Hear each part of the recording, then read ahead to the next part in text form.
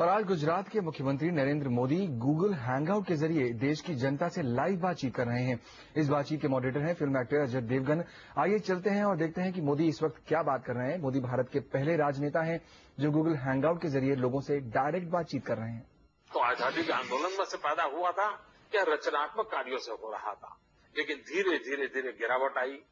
वो परिवार में से नेतृत्व पैदा होने लग गए, धीरे धीरे गिरावट आई। वो जातिवाद में से नेतृत्व पैदा होने लगे, जातिवादी जहर में से नेता बड़ा होने लगा। धीरे धीरे माफिया भी राजनीति में आने लगे, बंदूक की नोक से नेता पैदा होने लगे। तो इस प्रकार की बुराइयां आई हैं। उन बुराइयों को रोकना है तो अच्छे पढ़े लिखे नौजवानों ने निष्ठा के पूर्वक आगे आना पड़ा है। देश के लिए कुछ झेलना पड़े तो झेल करके भी आना पड़ेगा। अपने परिवार की भी आलोचना सहनी पड़े तो आना पड़ेगा। हम ये सोचे कि सब कंफर्ट होगा, जैसे किसी के माँ बाप राजनीति में है और जैसे ही सीधा उसको स्ट्रेट पे प्रगति हो जाती है, हर एक की नहीं होगी।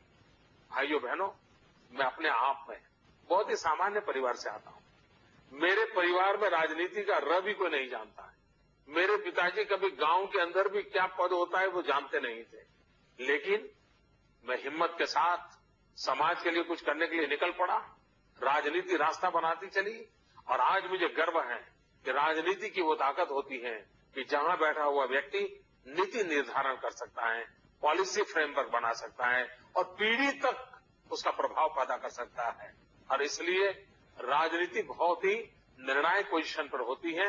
मैं नौजवानों को निमंत्रण देता हूं कि आप आइए, लेकिन मैं उसके पहले ये कहना चाहूंगा, कुछ बनने के लिए जो लोग राजनीति में आते हैं वो राजनीति को भी बुरा करते हैं, खुद के जीवन को भी बर्बाद करते हैं। मेरी प्रार्थना होगी नौजवानों को, मुझे सलाह देने का अधिकार तो नहीं है, लेकिन अनुभव से मैं कहता हूं, बनने के सपने देख करके राजनीति में नहीं आना चाहिए, कुछ करने के सपने देख करके राजनीति में आना चाहिए। मैं भरोसा देता हूं आप कर भी पाएंगे और हो सकता है जनता आपको भी कुछ बना के रहेगी। जनता पे छोड़ दीजिए, आप कुछ करने के मकसद से आइए कि मुझे ये चेंज लाना है, मुझे ये परिवर्तन लाना है, मैं मेहनत करूंगा, मैं इस इलाके को ठीक करूंगा, मैं इतने दोस्तों को साथ लेके चलूंगा। आप आइए, आप हिम्मत रखिए और बहुत ही कंफर्ट सोचते होंगे। और मित्रों, राजनीति ये मक्कन पर लकीर करने वाला खेल नहीं है। राजनीति एक पत्थर पर लकीर करने वाला खेल है और पत्थर पर लकीर करने का शौहर देश के नौजवानों में होता है। वो आएंगे, मुझे विश्वास है बहुत ही उत्तम काम करके जाएंगे।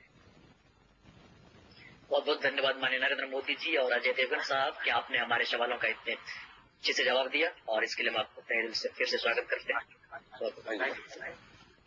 एक सवाल है, रिटन सवाल है, Seema Kaul from Jammu and Kashmir. Modi ji, how has your experience of the idea of urbanization been? Do you see it has made governance stronger at the local level? सीमा जी, अच्छा होता मैं आपसे सीधी बात कर पाता, लेकिन शायद टेक्नोलॉजी के फॉल्ट के कारण आपका रिटर्न सवाल का जवाब मैं दे रहा हूं और मैं विश्वास करता हूं शायद आप वहां पर उस छोर पर मुझे देख भी पाती होगी और मुझे सुन भी पाती होगी, या तो बाद में शायद आपको यूट्यूब के पर जाकर के देखना पड़ेगा। लेकिन अच्छा होता मैं आपको रूबरू में बात कर पाता। आपका सवाल सही है कि गुजरात ने प्रयोग किया है। आज चारों तरफ अर्बनाइजेशन की एक चिंता है। गुजरात भी 42% अर्बनाइजेशन है। अगर हम अपने गांवों की चिंता नहीं करेंगे तो हम शहर को भी खतरे में डाल देंगे। महात्मा गांधी कहते थे, भारत गांवों का देश है। 60 साल तक हम गांधी जी का नाम तो लेते रहे, लेकिन दुर्भाग्य से उन गांवों की तरफ हम नजर नहीं कर पाए। मैं कभी कभी सोचता था कि गांधीनगर में मैं स्विच ऑन करूं, बिजली हो जाती है, टीवी ऑन हो जाता है, एसी ऑन हो जाता है, लेकिन गांव के अंदर बिजली के लिए तड़पना पड़ता है। ऐसा क्यों? ये बचपन से मेरे मन में आता है। जब मुझे गांधीनगर में आने का अवसर मिला तो मेरे मन में विचार आया कि गांव को भी बिजली 24 घंटे क्यों नहीं मिलनी चाहिए। मैंने सोचना शुरू किया। ईश्वर ने मुझे एक आइडिया दिया, पता नहीं परमात्मा ने कैसे मुझे सुझाव दिया, और हमने एग्रीकल्चर फीडर और डोमेस्टिक फीडर को अलग करके टेक्निकल सॉल्यूशन निकाला।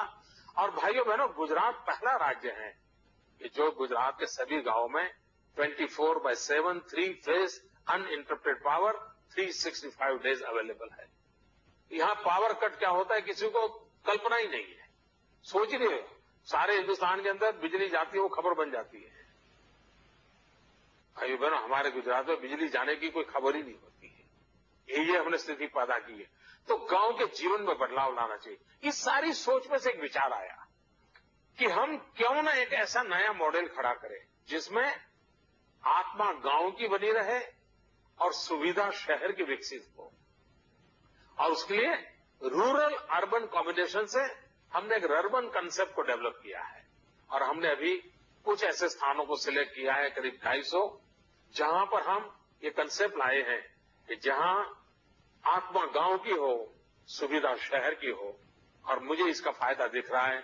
जैसे 24 घंटे बिजली हुई, आपको जानकर के खुशी होगी। गुजरात हिंदुस्तान में शायद और दुनिया में भी बहुत से समृद्ध देशों में भी शायद नहीं होगा। हमारे यहाँ 18,000 गांव हैं और सभी 18,000 गांव ब्रॉडबैंड कनेक्टिविटी वाले हैं। ये 21वीं सदी का इंफ्रास्ट्रक्चर कैसा होना चाहिए वो हमारे गुजरात में हमने करके दिखाया है।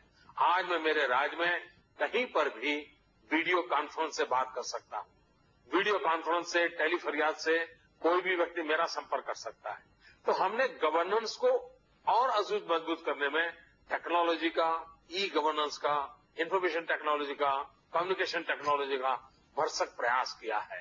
लेकिन गवर्नेंस को स्ट्रेंथन करने के लिए हमने एक तालुका सरकार कंसेप्ट विकसित किया है, जिसमें सारे निर्णय तहसील खुद क्यों न करे। अपने विकास के मॉडल को तहसील खुद क्यों न तैयारी करे। तहसील अपनी समस्याओं का समाधान खोजने के लिए क्यों न आए। और रिसोर्स न हो तो स्टेट उसको मदद करे, लेकिन उसके अपने पोटेंशियल का पूरा उपयोग करे। पिछले 1 साल से हमारा एक तालुका सरकार का जो कंसेप्ट है वो बहुत ही हमें फल दे रहा है। एक एक तालुका के बीच कंपटीशन हुई है। एक तहसील को लगता है कि हम आगे चले जाएं, दूसरे तहसील को लगता है कि हम आगे चले जाएं। दोनों के बीच में एक हेल्दी डेवलपमेंट की कंपटीशन शुरू हुई है। तो एक अनोखा प्रयोग यहाँ पर नरेंद्र मोदी कर रहे हैं, गुजरात के मुख्यमंत्री। और पहली बार कोई भारतीय राजनेता है जो गूगल हैंगआउट के जरिए सीधे लोगों से बात कर रहा है। साथ ही बहुत दिलचस्प बात मैं अपने दर्शकों को बताना चाहूंगा कि इसके जरिए नरेंद्र मोदी का जो मकसद है वो ये कि जो युवा है हमारे देश के, जो यंग जनरेशन है, सीधे उनसे कॉन्टैक्ट पर रहें। क्योंकि सबसे ज्यादा जो सोशल नेटवर्किंग साइट्स हैं या जो हैंगआउट जैसी जो सुविधाएं हैं वो यंगस्टर्स ही दिखाई देते हैं जी।